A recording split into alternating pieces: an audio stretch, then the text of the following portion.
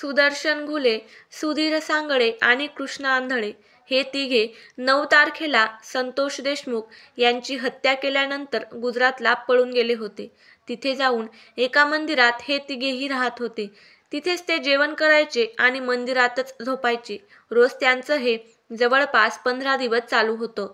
15 दिवस मंदिरात राहिल्यानंतर तिघांजवळचा पैसा संपला आणि ते अकाउंटमधून देखील पैसे काढू शकत नव्हते, कारण पोलीस त्यांच्या मागावर होते. म्हणून कृष्णा आंधळे हा एकटा पैसे घेण्यासाठी महाराष्ट्रात आला, कारण पुण्यातील एक व्यक्ती त्याला पैसे देणार होता. हे पैसे घेऊन कृष्णा आंधळे परत गुजरातला जाणार होता, पण त्याच्या डोक्यात दुसरेच काही सुरू होते. तिघे जण सोबत राहिलो तर खर्चही होतो आणि पकडायचा चान्स जास्त आहे, म्हणून तो त्यांच्यापासून वेगळा झाला. त्यातल्या त्यात तो फोन देखील वापरत नव्हता. पण कृष्णा आंधळे महाराष्ट्रात आल्यानंतर दुसऱ्याच दिवशी सुदर्शन घुले आणि सुधीर सांगळे हे दोघं त्याच्यावर अवलंबून न राहता त्याच्या मागे पुण्याला निघून आले. कृष्णा आंधळे व त्यांची भेट इकडे येऊन झाली नव्हती, कारण पुण्याला येताच पोलिसांनी सापळा रचून दोघांना अटक केली. कृष्णा आंधळे महाराष्ट्रात आल्यानंतर तो पोलिसांच्या तावडीतून बरोबर निसटला होता, पण आता तो सापडला आहे आणि तो नाशिकमध्ये असल्याचा व्हिडिओ देखील व्हायरल झाला आहे. काय आहे नेमके खरे सत्य तेच आपण आजच्या या व्हिडिओत बघणार आहोत. चला तर जाणून घेऊ. बीड प्रकरणातील संतोष देशमुख यांचा मुख्य आरोपी कृष्णा आंधळे नेमका कोण आहे आणि सध्या कुठे आहे, असा प्रश्न सगळ्यांना पडला होता.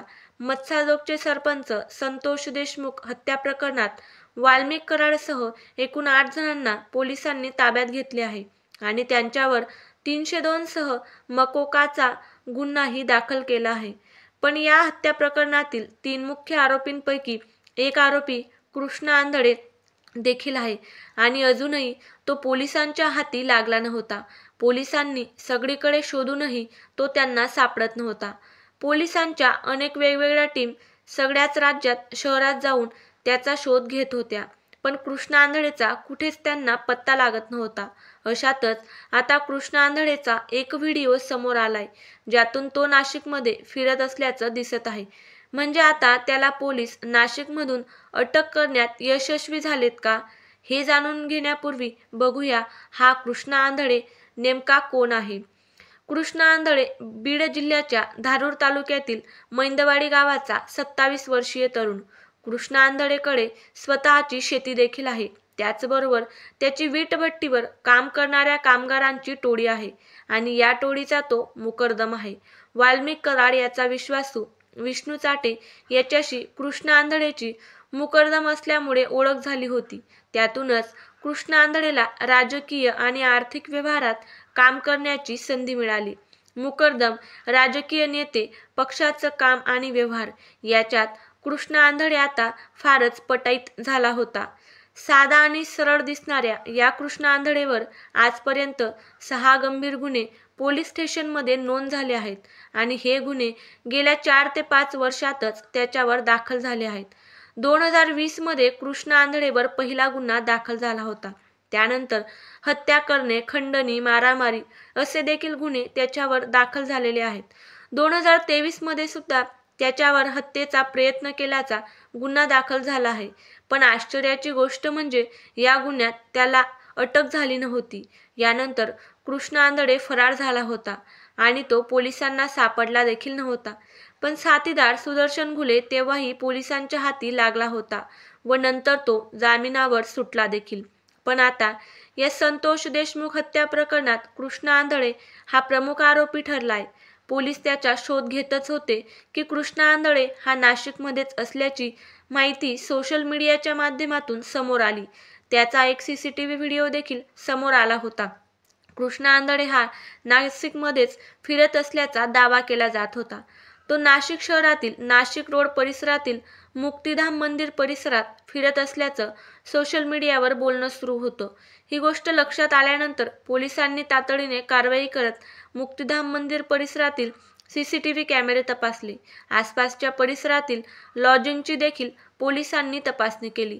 पण नाशिक उपनगर पोलिसांना कृष्णा आंधळेचा कुठेच ठाव ठिकाणा लागला नाही. पूर्ण तपास केल्यानंतर पोलिसांनी व्हायरल झालेल्या फोटोतला व व्हिडिओतील तो व्यक्ती कृष्ण आंधळे नसल्याचं स्पष्टपणे सांगितलं आहे. मत्साजोगचे सरपंच संतोष देशमुख यांच्या हत्येप्रकरणी CID आणि SIT कसून चौकशी करत आहेत. 2 दिवसांपूर्वी CIDने वाल्मिक कराडवर मकोका अंतर्गत गुन्हा दाखल केला आहे. त्यानंतर बीड येथील मकोका न्यायालयाने वाल्मिक कराडला 7 दिवसांची पोलीस कोठडी सुनावली आहे. पण या सगळ्या आरोपींमधील फरार असणारा आरोपी कृष्ण आंधळे हा पोलिसांच्या हाती लागणार की नाही, की याच्याही मागे कुणी आहे कुणास ठाऊक. जो व्यक्ती 2020 पासून पोलिसांना एकही गुन्ह्यात सापडत नाही, तो गुन्हेगार किती सराईत असेल याची आपण कल्पना देखील करू शकत नाही.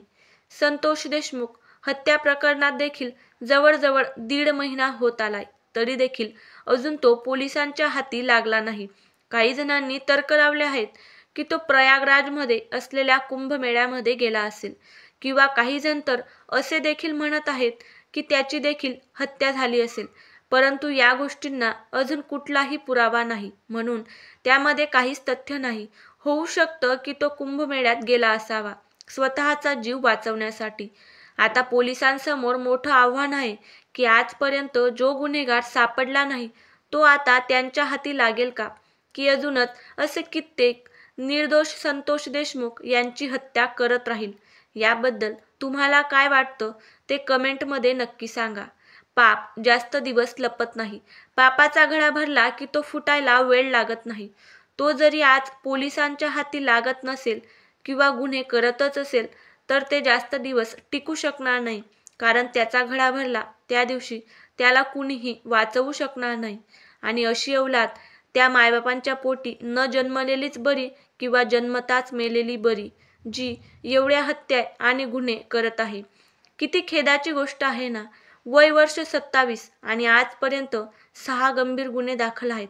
तरी देखील गुन्हेगार प्रत्येक वेळेस पोलिसांच्या नजरेतून वाचतो का वाचवला जातो काय माहीत, आणि पुन्हा गुन्हे करतच असतो. आता देखील एका निर्दोष आणि साध्यासुध्या माणसाची निर्घृणपणे हत्या करून तो मात्र मोकळा फिरत आहे, आणि त्याला पकडण्यात पोलीस अजूनही अयशस्वीच आहेत. कोणाचा जीव जातो पण कोणाला खेळ होतो. आज सरपंच संतोष देशमुख यांच्या घरावर दुःखाचा डोंगर कोसळला आहे, आणि दुसरीकडे आरोपीला मात्र आपल्यामधीलच कोणीतरी सहारा दिला आहे आणि त्याला पाठीशी घातलं आहे. त्यामुळेच तर तो पोलिसांच्या हाती लागत नाही. किती खेदाची बाब आहे. पाप करणाऱ्याला देखील लोक आसरा देतात. ज्याचं जडतं त्याच्याच अंतःकरणाला कळतं.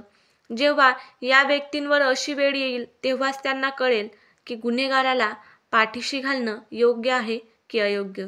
याबद्दल तुमचं मत काय आहे ते देखील कमेंटमध्ये नक्की सांगा.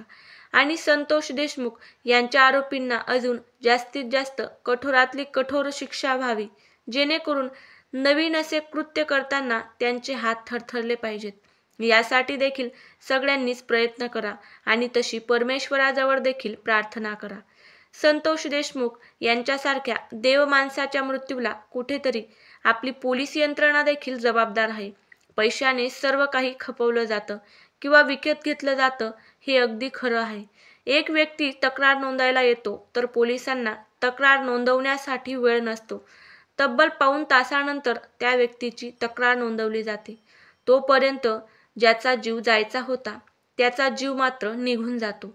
यावरूनच लक्षात येतं की यामध्ये कुठेतरी माणुसकीपेक्षा पैशाला जास्त महत्त्व दिलं जातं. म्हणूनच तर गुन्हेगार गुन्हे करत असतात. काही दिवस जेलमध्ये राहून पुन्हा मोकळे होतात, जामिनीवर सुटतात आणि पुन्हा दुसरा गुन्हा करतात. जर आपली पोलीस यंत्रणा आणि न्यायव्यवस्था बळकट राहिली असती तर कदाचित गुन्हेगारीचे एवढे प्रमाण वाढलेच नसते, आणि संतोष देशमुखांसारखा देवमाणूस आपल्यामधून आज गेला नसता. याबद्दल तुमच्या प्रतिक्रिया देखील कमेंटमध्ये कळवायला विसरू नका. संतोष देशमुख यांना मनापासून भावपूर्ण श्रद्धांजली.